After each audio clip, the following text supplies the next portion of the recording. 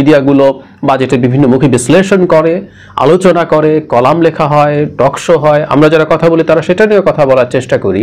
কিন্তু বাজেটের মধ্যে একটা খবর আমাদের অনেকের দৃষ্টি হয়তো এড়িয়ে গেছে, আর যদি সেটা সামনেও পরে খুব বেশি হয়তো গুরুত্ব দেয়নি, সেটা হচ্ছে মানবজমিন 5 জুন, বাজেট হয়েছে 6 জুন, 5 জুন মানবজমিন একটা চমৎকার রিপোর্ট করেছে, একটা অনুসন্ধানী রিপোর্ট, যেখানে সাবেক সেনাপ্রধান জনাব আজিজ আহমেদের অবৈধ সম্পত্তির একটা তালিকা ক্লিয়ারলি দিয়েছে। আমি সেই তালিকাটা একটু পড়তে চাই। আমাদের অনেকে হয়তো পড়ে, বিশেষ করে যারা বেনজিরের যে তালিকা পেয়েছি সেই তুলনায় খানিকটা কম, তাই হয়তো খুব বেশি গুরুত্ব আমরা দেইনি, অথবা প্রথমটার প্রতি আমাদের যে পরিমাণ ফোকাস থাকে, জনাব বেনজির আমাদের সামনে যতটা ফোকাস ছিলেন, সেনাপ্রধান স্বাভাবিকভাবেই আসলে অতটা মিডিয়ার সামনে আসেন না, তার আসার কথা না, তাই জনাব আজিজ সম্পর্কে আগ্রহটা আমাদের তুলনামূলকভাবে কম। কিন্তু এই তালিকাটা নিয়ে কথা বলা দরকার, এবং আমরা এই প্রশ্ন শুরুতে করে রাখি এবং উত্তরও হয়তো আমরা শেষে পাবো, চেষ্টা করব অনুমান করার অ্যাটলিস্ট যৌক্তিকভাবে। সেটা হচ্ছে, এত সম্পত্তি থাকার পরও জনাব আজিজকে দুদক ডাকছে না কেন? আগে একটু তালিকাটা পড়ে, একটু ধৈর্য ধরে শুনতে হবে, বিরাট তালিকা। এবং বলে রাখছি খুব স্পষ্টভাবে, আগেই আপনারা শুনবেনই, কিন্তু আমি আগে একটা বলে রাখি যে ওনার এত কাঠা জমি আছে, ওই আছে, সেই আছে, এতগুলো বাড়ি আছে, এত টাকা ব্যাংকে আছে, এ ধরনের রিপোর্ট না। মানবজমিন অত্যন্ত তথ্যপাত্রের ভিত্তিতে আমাদেরকে জানিয়েছেন কোন কোন দাগে কি পরিমাণ জমি আছে, কি নামে আছে। সুতরাং এটা অত্যন্ত সিরিয়াসলি নেয়ার মতো একটা রিপোর্ট। আমি পড়ছি। সম্পত্তি তালিকার মধ্যে বলা হচ্ছে, আজিজ আহমেদ ও তার পরিবারের সদস্যদের বিপুল পরিমাণ রাজধানীর তুরাগ নদ ঘেঁষা আমিনবাজার বড় বরদেশি মৌজায় সিলিকন সিটি হাউজিং এ RS 1303 নং দাগে 75 কাঠা, 1303 নং দাগে 1311 নং দাগে 30.6 কাঠা, 1761 নাম্বার দাগে 80 কাঠা জমি রয়েছে আজিজ আহমেদের। ওই জমিতে তার একটি বাংলো বাড়ি রয়েছে, উঁচু দেয়াল ঘেরা বাড়িতে হরেক রকম গাছ ও পশু পাখি পালন করা হয়। এখানে জনাব আজিজ তার বন্ধু বান্ধব নিয়ে ছুটে যান, ওখানে যে ছুটে গিয়ে যে মাস্তি করছেন সেরকম রিপোর্ট, সেরকম ছবি মানবজমিনের কাছে আছে বলে এখানে উল্লেখ করা আছে। এছাড়া সিলিকন সিটিতে আজিজ আহমেদের ছোট ভাই তোফায়েল আহমেদ জোসেফের নামে 200 কাঠা জমি আছে। এছাড়া আশুলিয়ার ইয়ারপুর ইউনিয়নের মনসন্তোষপুর মৌজায় পূর্ণিমার চালা এলাকায় RS 71, 171, 172 নং দাগে আজিজ আহমেদের প্রায় 21 বিঘা জমি আছে।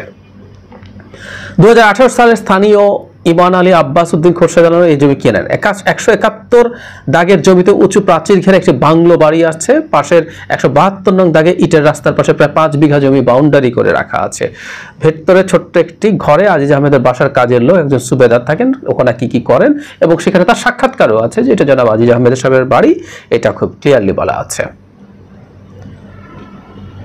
তারপর হচ্ছে তার মনসন্তোষপুর মৌজায় 50 বিঘার উপরে জমি আছে। ফারুকের যত জমি আছে সবগুলো আজিজ, মানে একটা ফারুক নামে এক ভদ্রলোকের নামে এগুলো কেনা হয়েছে, সবই আজিজ আহমেদের। আসলে আমরা জানি এরকম করে জনাব বেনজিরের এক চিকিৎসকের নামে অনেকগুলো জমির কথা আমরা জানতে পেরেছি। এছাড়া মোহাম্মদপুর রামচন্দ্রপুর মৌজায় জাকের ডেইরি ফার্মের অপর পাশে RS 582 নাম্বার দাগে আজিজ আহমেদের 4 কাঠার 2টি প্লট আছে। 2টি প্লটের দাম আনুমানিক 6 কোটি টাকা। ওই প্লটে আজিজ আহমেদের নামে সাইনবোর্ডও ছিল, তবে যুক্তরাষ্ট্রের নিষেধাজ্ঞার পর দিনে সাইনবোর্ড সরিয়ে নেওয়া হয়। একই মৌজায় মোহাম্মদিয়া হাউজিং লিমিটেড 4 নম্বর রোডে কুবা মসজিদ গলিতে 99 নং বাসায় আজিজ আহমেদ ও তোফায়েল নামে বেশ কয়েকটি ফ্ল্যাট আছে। বাড়িতে নির্মাণ করা ইউনিক হোল্ডিং এর এক কর্মকর্তা বলেন, 2005 সালে বাড়িটি নির্মাণের সময় আজিজ আহমেদের ভাইয়েরা নির্মাণে বাধা দেয়। প্রায় 5 মাস নির্মাণ কাজ বন্ধ ছিল, পরে ফ্ল্যাট দেওয়ার শর্তে কাজ করতে দেওয়া হয়েছে। বুঝতেই পারছি আমরা, মানে টায়ার্ড লাগে না? শুনতেও নিশ্চয় আপনাদের টায়ার্ড লাগছে। এছাড়া ভাকুরতা ইউনিয়নের বাহেরচর এলাকায় শ্যামলাপুর মৌজা আজিজ আহমেদের নামে বেশ কিছু প্লটের সন্ধান পাওয়া গেছে। এর মধ্যে শ্যামালশ্রী কলাতিয়া পাড়ার পেছনে জমজম হাউজিং এর রাস্তার ডান পাশে 80% প্লট, এর একটু দূরে 50% আরেকটি প্লট রয়েছে। এছাড়া শ্যামলশ্রী দুদু মার্কেট এলাকায় অ্যাক্টিভ প্রিকারেট স্কুলের পাশে 17% একটি প্লট রয়েছে তার। এটা ছাড়াও তার বড় ভাই আনিস আহমেদের ছেলে আসিফ আহমেদের বিরুদ্ধে মানে একটি জমির দখলের অভিযোগ আছে। CS 343, 344, RS 2502 দাগে 78% জমিটি আগে সেজান জুসের মালিকানায় ছিল। এছাড়া শ্যামলাপুর মৌজায় RS 2664 দাগে 98% জমি ছিল। জমিটি আগে ছিল রুটিচর বড় মসজিদের জমি, দখল করা হয়েছে 98%। এই জমিতে 38টি প্লট তৈরি করে চারপাশে প্রাচীর দিয়ে রাখা হয়েছে। পাশের প্লটে RS 825, RS 2500, 2501 আজিজ আহমেদের বোন জামাই নুরুল ইসলামের নামে 39% জমি রয়েছে। এগুলো আমরা বুঝতে পারি, এগুলো আসলে বিভিন্ন জনের নামে কেনা, এগুলো আসলে তাদেরই। এছাড়া চরসোয়াশপুরে আসিফের নামে 52% জমি আছে। তারপরে সমস্ত স্কুলের পাশে রাস্তা থেকে নেমে RS 2886 দাগে 5 কাঠা জমিতে আজিজ আহমেদের একটি একতলা বাড়ি আছে। তাদের এবার পরিবারের যত বাড়ি, মিরপুর 12 নম্বরের সিরামিক 4 নম্বর গেটের পাশে বঙ্গবন্ধু রোডে 5 কাঠার প্লটে আজিজ আহমেদের একটি 10 তলা বাড়ি আছে। বৌনিয়া মৌজা বাড়ি নং 13-14 block D avenue 2 Mirpur 12 Pallabi, ওই বিল্ডিংয়ে 21টি ফ্ল্যাট আছে। 2018 সালে বাড়ি নির্মাণের পর থেকে হাউজিং কোম্পানির কাছে বাড়িতে নিয়ন্ত্রণ নিয়ে নেন।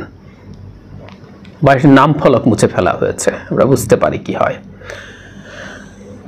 আমি আসলেই টায়ার্ড বোধ করছি, তারপর একটু পড়ে ফেলি সবগুলো, আপনাদের বিরক্ত লাগলে একটু শুনুন। মিরপুর সিরামিক 4 নম্বর গেটের ঠিক উল্টা পাশে বাউনিয়া মৌজায় 3 কাঠা প্লটে আজিজ আহমেদের টিন শেডের আরেকটি বাড়ি রয়েছে। সামনে দোকান আছে। সিরামিক রোডের 10 নম্বর মানে আজিজ সাহেবের বিল্ডিং বললেই যে কেউ চেনে। মিরপুর ডিওএইচএস আজিজ আহমেদের একটি বাড়ির সন্ধান পাওয়া গেছে, রোড নং 13, প্লট নং 1320, অ্যাভিনিউ 2, মিরপুর, ঢাকা। ঢাকা সেনানিবাসে জেনারেল আজিজ আহমেদের একটি বিশাল বাংলো বাড়ি রয়েছে, হাউস নং 3, ঢাকা সেনানিবাস। এই বাড়িতে তিনি দেশি বিদেশি নানা প্রজাতির পশু পাখি পালন করেন। এছাড়া কুর্মিটোলা গলফ ক্লাবের পাশে নিকুঞ্জ 1 এর 6 নম্বর রোডের মাথায় আজিজ আহমেদের একটি আলিশান বাড়ি রয়েছে, বাড়ির নাম্বার RCF9+F5P। এরকম আরো অনেক। সদস্যদের বাড়ি দখল, বায়তুল আমান হাউজিং এর বাড়ি দখল করে 10 তলা বাড়ি নির্মাণ করেছেন আজিজ আহমেদের ছোট ভাই জোসেফ আহমেদ, বাড়ির নামটাম দেয়া আছে। এছাড়া পাশে আজিজের ভাতিজা আসিফ আহমেদের একটি বাড়ি আছে, বাড়ির নাম ডায়মন্ড রিজেন্সি। নবোদয় হাউজিং এর 5 নম্বর রোডের এই ব্লকে 7 নম্বর বাড়িটি আজিজ আহমেদের ক্ষমতা ব্যবহার করে দখল করে নেন জোসেফ। হারিসের হাউজিং দখল, বাড্ডার সাতারকুলে পূর্ব মৌজায় প্রায় 235 বিঘা জমি দখলে রয়েছে আজিজ আহমেদের ভাই হারিস আহমেদ ও স্থানীয় এমপি ছেলে হেদায়েতুল্লাহ রনর। সরেজমিনে দেখা গিয়েছে বাড্ডা মডেল টাউনের 235 বিঘা জমিতে বড় বড় খণ্ডগুলোতে বিশাল বিশাল সাইনবোর্ড ঝুলিয়ে রাখা হয়েছে। এখানে যারা মানুষ আছে তারা মানব জমিনের সাথে কথা বলেছে যে এগুলো তাদের আছে। হেরিটেজ রিসোর্টের শেয়ার, নরসিংদীর মাধবদী রাইনতে গৃহীর পাড়ে আজিজ আহমেদের আংশিক শেয়ার একটি রিসোর্ট, মানে রিসোর্ট দেখি সবার করার খুব হাউস। যারা বেনজির করেছেন, আজিজেরও রিসোর্ট আছে, এখানে তার অংশ আছে। 100 বিঘা জমিতে রিসোর্ট, মানে এই হচ্ছে মোটা দাগে সম্পদের লিস্ট। পড়া শুরুর আগে যে কথাটা বলছিলাম সেটা হলো সুনির্দিষ্ট মানে একেবারে স্পষ্ট তথ্য দিয়ে মানব জমিনের এই তথ্যগুলো একদম কনক্রিট। যারা বেনজিরের ক্ষেত্রে কালের কণ্ঠ যেটা করেছিল সেরকম কোনো নন স্পেসিফিক তথ্য না। ওনার এত বিঘা জমি আছে, ওনার এতটা বাড়ি আছে, ঢাকায় এটা আছে সেটা আছে।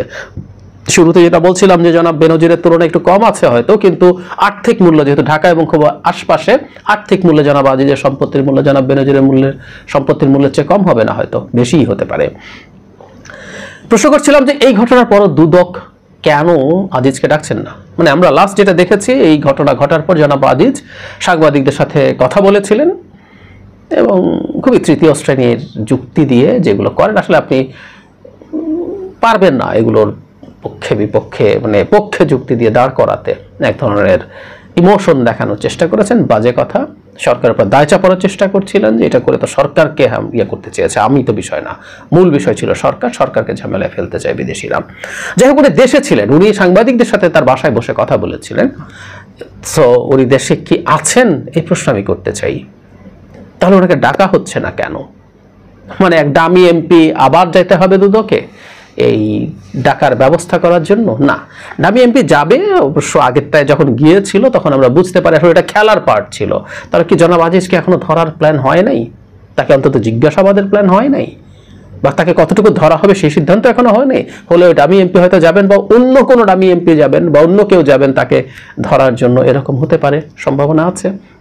কিন্তু এখন পর্যন্ত আমরা সেটা দেখতে পারি নাই।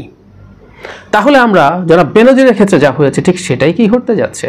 মানে দুদক কি আসলে সময় দিচ্ছে জনাব আজিজকে, তুমি তোমার ব্যাংকে কি কি টাকা পয়সা আছে ওটা সরিয়ে ফেলো।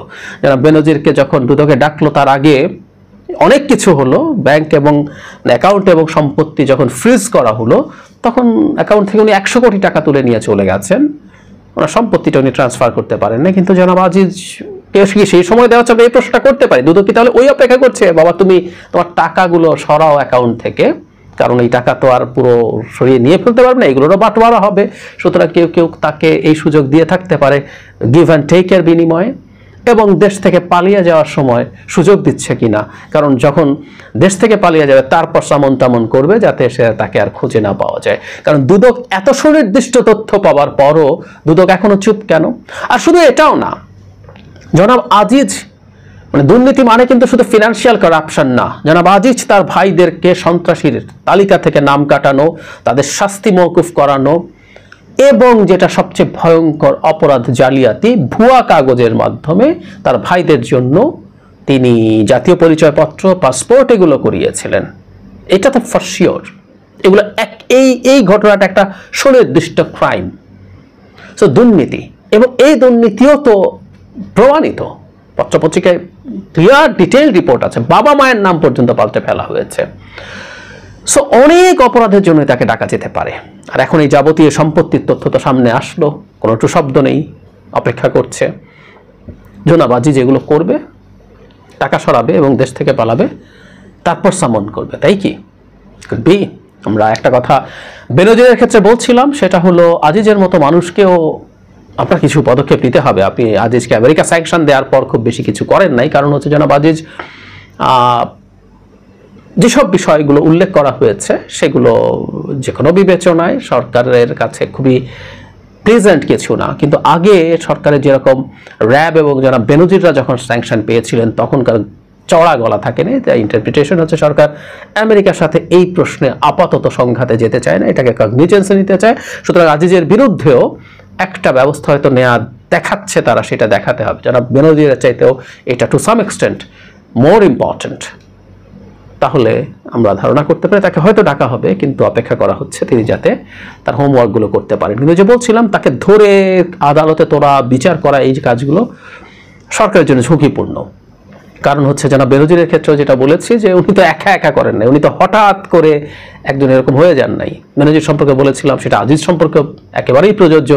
উনি তো চাঁদ, ওনাদের তো নিজের আলো নাই, ওনারা সূর্যের আলোতে আলোকিত হন, সরকারের আলোকে আলোকিত হন, এবং তাদের যতটুকু উজ্জ্বলতা তার হাজার হাজার লক্ষ গুণ বেশি উজ্জ্বল হচ্ছে চাঁদের চাইতে সূর্য। সুতরাং সূর্য সম্পর্কে আমরা জেনে যাব, এবং তাদের কাছে খুব স্বাভাবিকভাবেই মনে হবে যে আমি চোর হলাম, তুমি মহারাজ সাধু হলে আজ।